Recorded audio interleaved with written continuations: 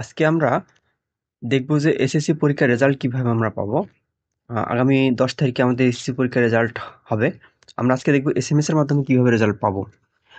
এখন আমরা এসএমএস এর মাধ্যমে দেখব, তারপর আমরা পরে আরেকটা টিউটোরিয়াল করব, সেটা ওয়েবসাইটের মাধ্যমে দেখব। এখন আমরা দেখব এসএমএস এ কিভাবে আমরা রেজাল্ট সংগ্রহ করব। সেজন্য আমাদেরকে যেটা করতে হবে, এসএমএস এর রেজাল্ট সংগ্রহ করার জন্য আপনার প্রথমে আগে এসএমএস এ যেতে হবে। এসএমএস এ যাওয়ার পর এখানে এসএমএস লিখতে হবে। আপনি প্রথমে আগে এখানে আপনি নাম্বারটা দিবেন, কোন নাম্বারে এসএমএসটা পাঠাবেন। 16140 16140 দেওয়ার পর আপনি যে সিমটা থেকে এসএমএস পাঠাবেন সেই সিমটা এখানে সিলেক্ট করে দিবেন। দেওয়ার পর আপনি এখানে লিখবেন, আগে প্রথমে লিখবেন এস এস, বড় হাতের অক্ষর সব কিন্তু হতে হবে, SSP। দেওয়ার পর স্পেস দিবেন, স্পেস তারপর বোর্ডের নাম লিখবেন। বোর্ড আপনার যে বোর্ডে আপনি পরীক্ষা দিয়েছেন সেই বোর্ডটা লাগবেন। যেমন আমি দিলাম DIN, মানে এটা হবে আপনার বোর্ডের প্রথম যে 3টা অক্ষর আছে, প্রথম 3টা অক্ষর আপনি এখানে দিবেন।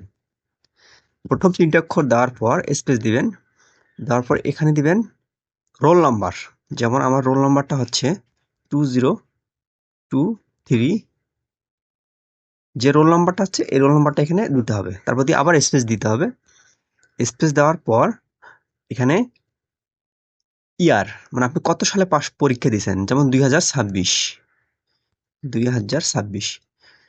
এখানে আপনার প্রতিটা গ্যাপে স্পেসে, যেমন আপনার এসএসসিতে স্পেস, বোর্ডের নামে স্পেস, রোল নাম্বারে স্পেস, তারপর হচ্ছে আপনার পাসিং ইয়ার, এটাও স্পেস দেওয়ার পর আপনি সেন্ড করবেন।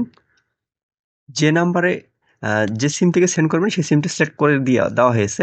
এখন আপনি সেন্ড করলেই এটা আপনার চলে যাবে এসএমএসটা। এটা এসএমএসটা চলে গেল।